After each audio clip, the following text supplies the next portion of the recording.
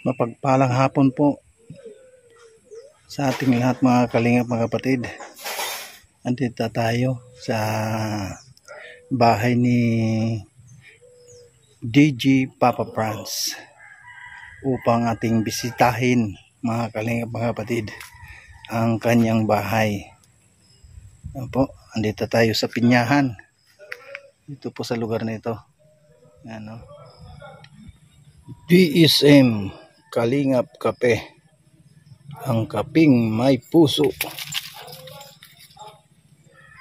Sa mga hindi pa nakabili ng DSM Kalingap Kape, mga kalingap, mga kapatid, at mag-order lang tayo kay Kuya Bal Santos Matumang, at yan po yung kanyang CP number, ano, i-screenshot lang natin po mga kalingap, ano, para kung kayo hindi pa naka-order ng DSM Kalingap Kape, ito na. Kontakin lang natin si Kuya Bal.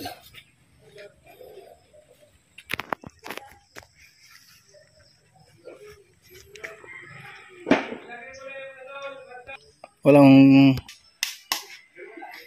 laki ng bahay, oh. Malaking bahay ni Papa Franz. Yun, oh. Nakarating na tayo dito ngayon. First time natin na masaksihan ang bahay ni Papa Franz dito po sa lugar na ito.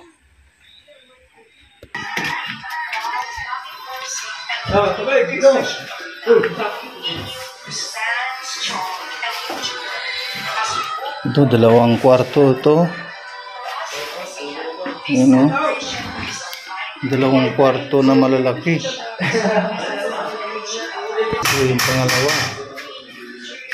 Talagang malawak ito mga kalingap, ano? Yung bahay ni Papa Franz.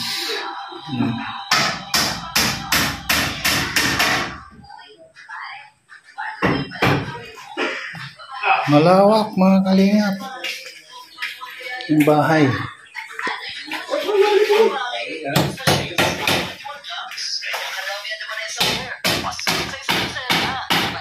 Yan, naglimas si Pres, oh. Naglimas. Sultan ba? Naliligo ako ay. Mas mababang presyo, nakatipid ka na. Dapat tinitingnan mo rin ang talaga ng ngayon ako ng 12.21. Kape pala. Maging wise sa pagtitipid. Piliin ang lamang sa isang dosena. Makita yung 11 inches. Ay, tarong ba? Laser treatments at marami pang iba. Kaya if you want to pamper yourself, go na sa Balasica Aesthetic Clinic, located at Daet Medical Plaza, Bagaspas Road, Daet Camarines Norte. Malawak yung CR nito. Pangmatagalan. Pangmatagalan na na CR.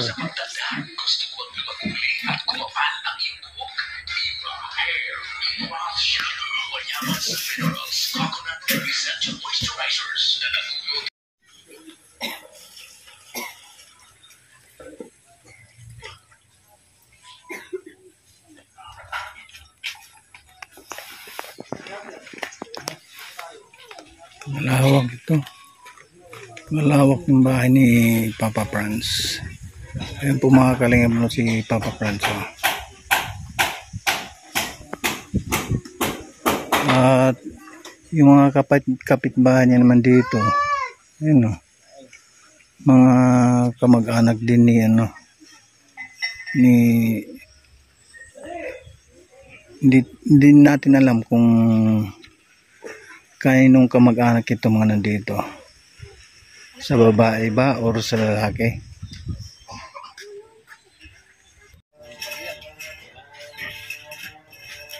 Sige pa.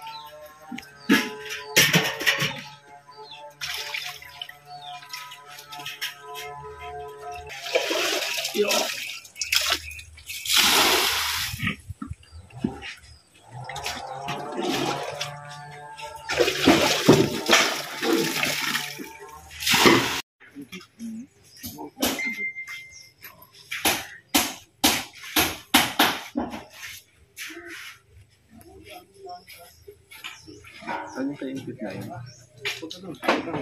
Kaya naik Malalim. bulo.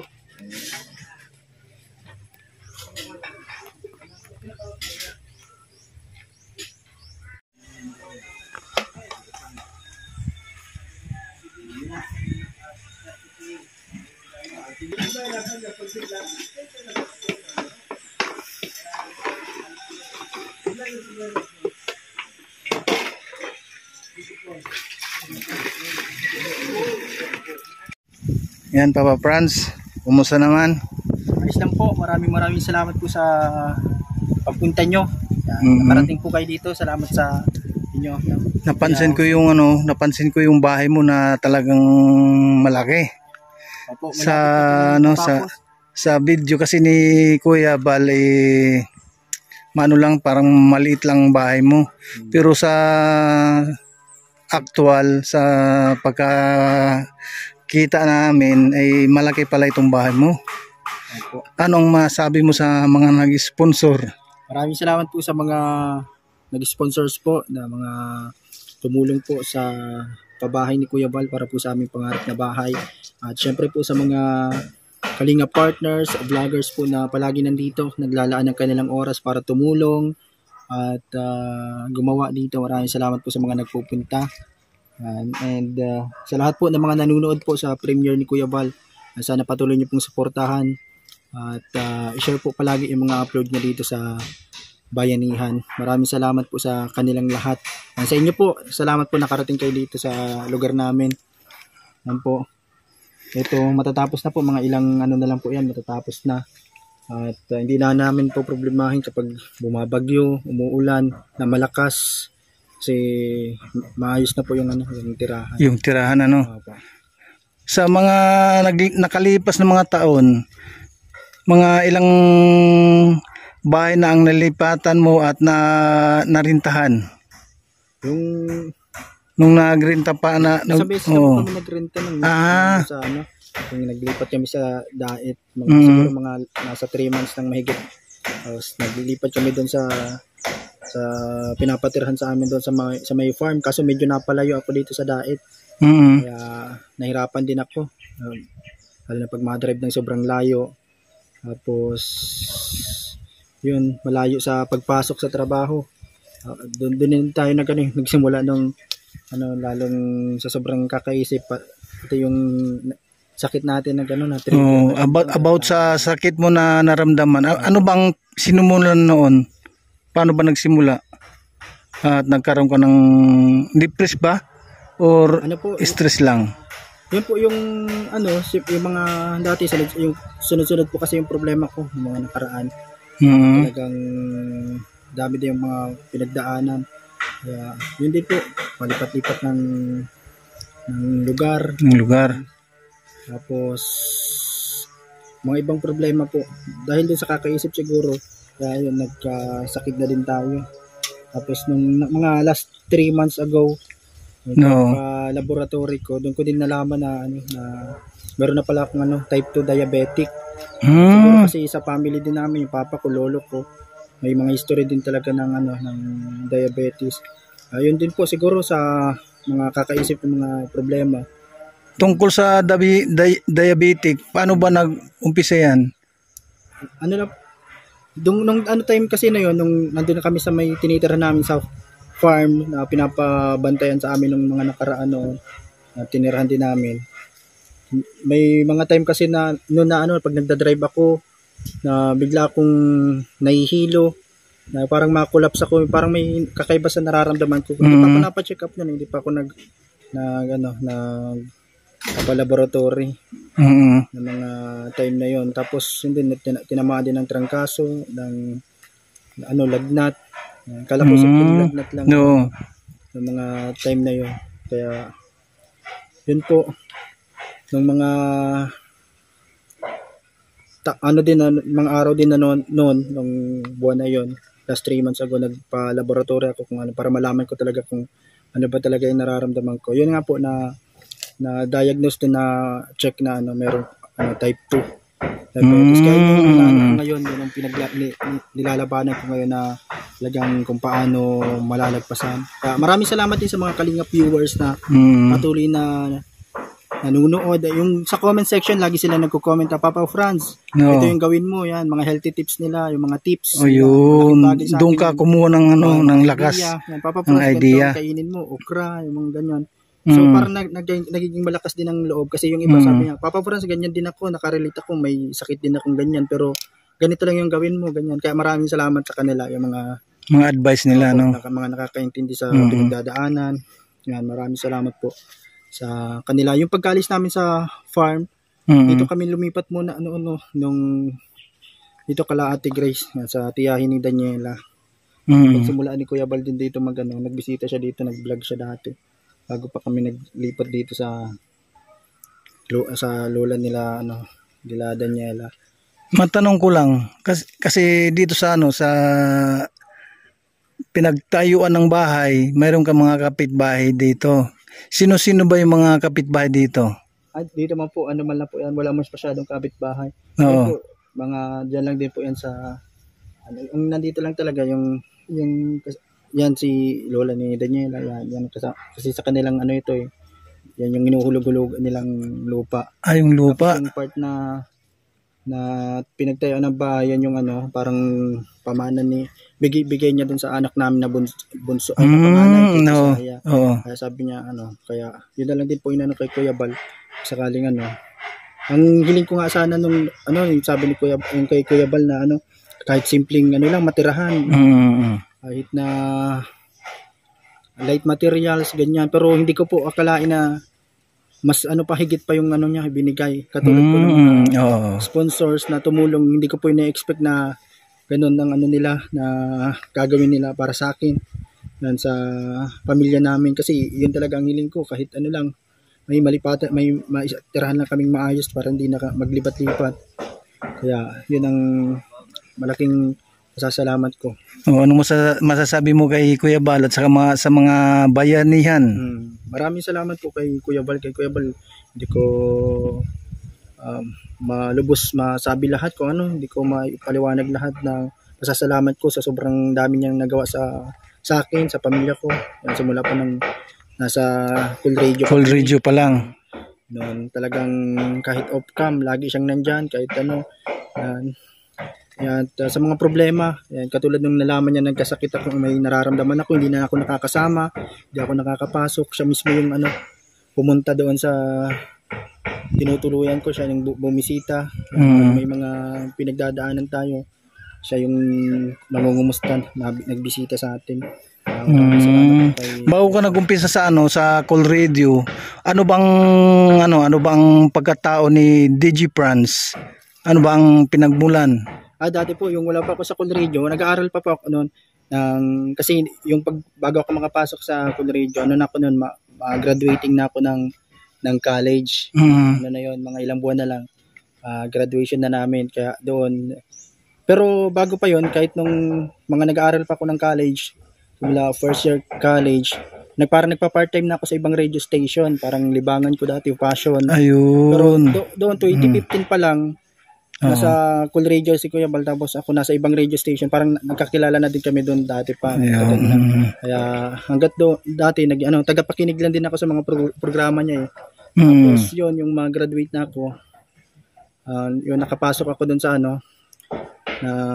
sa radio station. Kinuha ko pinasok ko nung manager nila doon sa Cool Radio, station manager. Kaya doon nag-DJ ako doon. At nagkasama kami doon ng hanggang 2022, yan, nagpo-programa ako doon sa Cool Radio bago naglipat ng area dito sa bago naging Boom Radio. Pero nung Boom Radio naging dito na sa may Alawihaw, na-programa pa din kami doon sa paglilinggo, minsan pag sabi yan si Kuya Bal, Papa Franz, ikaw muna umupo sa programa.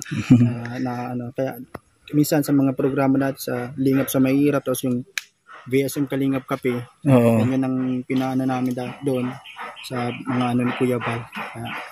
Tagal na din po yung namin. Kaya matagal din kayo nagsama Opo. Mga ilang taon din na nagsama kayo sa Cool Radio. Nung kasi mga time na yun, simula Cool Radio, talagang nakapokus ako sa nasa radio talaga ako nakafocus yung passion ko, yung pag play ng mga music, pag shout out. Kaya may channel ako nung simulaan noon, pero hindi ako nakapokus sa vlog. Kaya minsan noong mga time na yun, nagsisimula si Kuya Bal, hindi pa ako masyadong active na nagsasama sa field. Kaya minsan nandun lang ako sa radyo, nakikita niyo, napapanood, nagsashoutout ako sa mga vlogger, sinashoutout ko pag na programa na sa hapon. May tanong ko lang. Yun. Sa channel ni Kuya Bal, sino ba ang unang gumawa sa kanyang channel sa YouTube? Ayun yung kay Kuya Bal po kasi, yung nasa Color Radio kami, meron na siyang channel. Meron siya. 5,000 plus na yata yung channel, yung ano niya, subscribers. Pero hindi pa siya monetize nung time na yon. Tapos yung page niya hindi pa monetize. Pero nung mga time na yun, kahit hindi pa monetize yung channel niya, hindi pa wala pa siyang masyadong followers sa YouTube ta sa Facebook. Nagtutulong na siya noon, matagal na. Matagal na siyang tumutulong sa mga kahit simpleng video niyan dati na mga wala pa yun, hindi pa naka-monetize dati. About sa pamilya naman, sa asawa at sa mga anak, ilang anak ang mayroon ka na ngayon? Ngayon po, dalawa po. Dalawa. Noong 2020 kasi kami nagkakilala ni Daniela. So 2021 may nagkaanak kaming isa, yan si Kisaya yung panganay namin. 4 years old na ngayon. Tapos ngayon dalawa, yung bunso ay 3 years old. Dalawa pa lang po, dalawang babae. Yan po. Salamat sa binahagi mong kwento. At ang kasunod naman natin na interviewin yung si Daniela ba? Sige. Po mga kalingap, ang sunod naman natin na interviewin yung asawa ni DJ Franz na si Daniela. Para kahit paano mayroon tayong makuha na kwento about po kay Daniela. Yung pinakaumpisa po,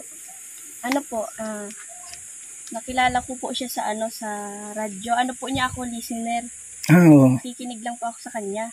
Tapos kumbaga po nagbibigay siya ng number niya, tapos po, kinuha ko.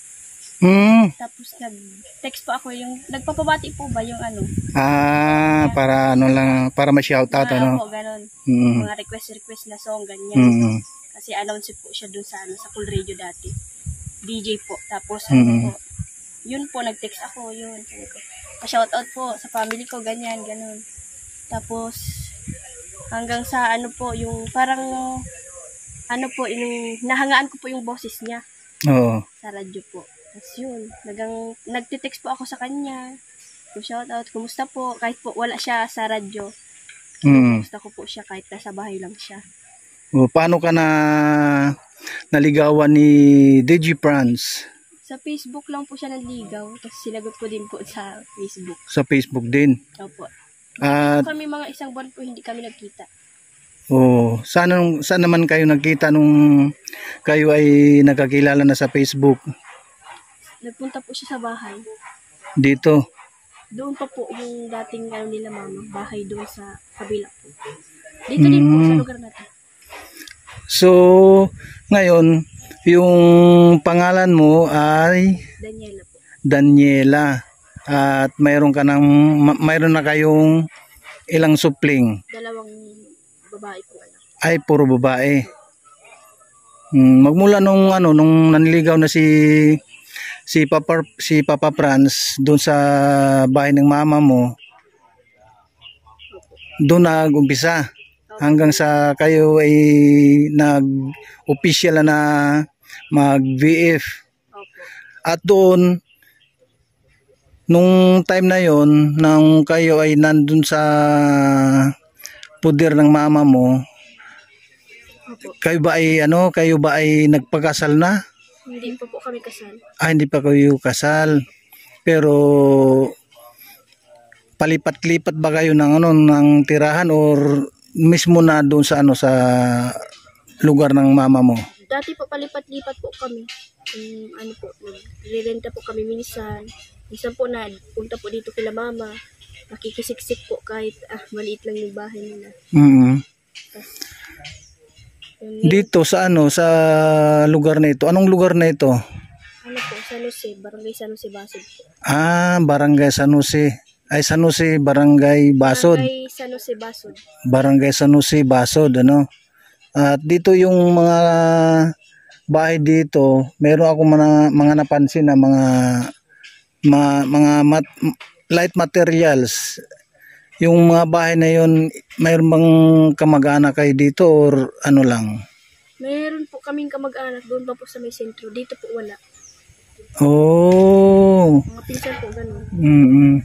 Pero yung isa sa mga tumutulong din sa mga yung nakita ko sa bayanihan ni na upload ni Kuya Bal, maraming mga tumulong at yung iba diyan ay mayroong senior na babae. Hindi mo ba siya kaano-ano? Si mama po. Tapos, yun ang mama mo? tapos po si papa. Ayun. At dito na sila nakatira? Sa kanila po yung bahay na tinutuloy namin ngayon. I see. Tapos, yung lupa na pinagtirika ng bahay ninyo ngayon, nakikita namin na talagang sobrang laki. Yung mga napanood, ang mga nakapanood diyan sa mga posts sa YouTube, magmula kay Kuya Bal Santos Matubang, mayroon bang mga nagbigay ng tulong sa mga sponsor? Yun po, marami pong nagbigay, kaya po maraming salamat po sa mga nag-sponsor po dito po sa pabahay po, kay Franz, sa amin po. Yung tulong po yun. At kay Kuya Bal po, maraming salamat po, hindi dahil po sa kanya. Siguro po hindi po kami mapabuhayan. Sino ba si Daniela sa kanyang katauhan? Ito ba ay simpleng mamayan, simpleng tao, simpleng Kahit anong ipagawa po, kayang gawin. Yun. At ilang taon ka na ngayon? 20 po. 20. Nagtapos naman sa pag-aaral. Opo, tapos po akong senior high. Di halos pares din kayo ni DJ Franz na kahit paano mayroong natapos Opo. Pero si DJ Franz yung kanyang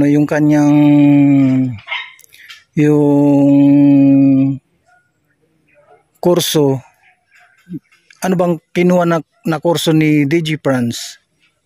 Hindi ko po alam, college pang niya na kasi naka-graduate din ng college si Fisheries po ata sa kami. Fisheries.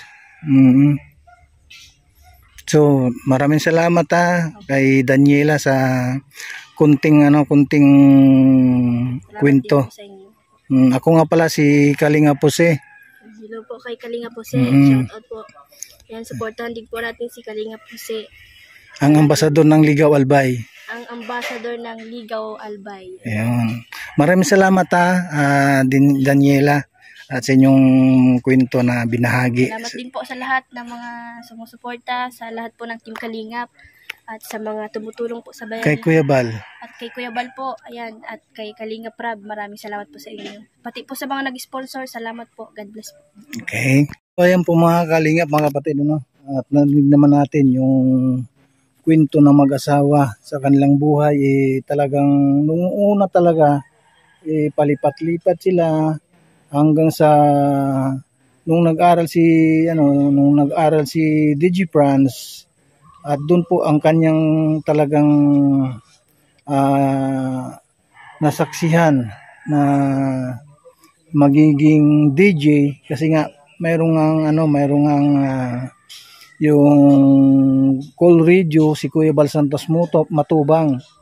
Kaya doon po nag-umpisa na naging DJ itong si Papa Franz.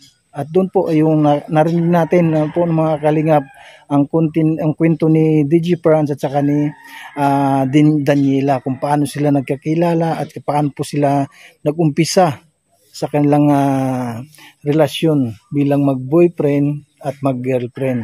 At hanggang sa ngayon, mga Kalingap, at nakikita natin yung bahay nila na talagang malaki, Talagang malaki ang bahay nila. Ay, shoutout po sa lahat po ng mga viewers natin, mga kalingap mga kapatid. At kay Kuya Bal Santos Matubang, Ate Edna and Kalingap Rab. At sa lahat-lahat, kay Ate Inday PB, kay Ate Duldumundon, kay Ate Berto Suman, at sa mga sponsors ng Team Kalingap, maraming salamat po sa inyong panunood. Na sana po yung ating video ay lagi po nating i-share at wag po nating i-skip ang ating ads kasi nga doon lang po tayo kumukuha po ng magkaroon po tayo ng revenue para po din ating itutulong sa ating mga kababayan, mga kalingap mga kapatid. Yan, maraming salamat po sa lahat ng mga hindi po nag-skip ng ads. At paki-like and share lang po ang ating video para po sa ganun ay mapapanood po ng iba. No po? Maraming salamat po sa mga ambassadors. Suportahan din po mga kalingap ang ambassadors sa bawat live, sa oras po ng live, ang oras po ng mga ambassadors, kagaya po dun sa dun susugon, alas 5, at sa ano naman po, sa Ligaw Albay, alas 6, yan, ang inyong bang lingkod, Kalingap Jose. At sa Tunso naman po, si Kalingap Tatay Papsi. At doon naman po sa Lopez Quezon, si Ambassador Jim Murillo Vlogs. At sa Katarman, si Joey the Great, ang sorbitirong vlogger. At doon po naman po mga kalingap sa sa Davao, po, at si Kalingap Mick. At doon naman po sa Masbate, po si Ambasadora Kalingap Rose. Yan, maraming salamat po. At sa Naga naman po si Sagap TV, at saka si doon naman po sa sa India, Kalingap Nico. Maraming salamat and God bless. Mabuhay po ang lahat.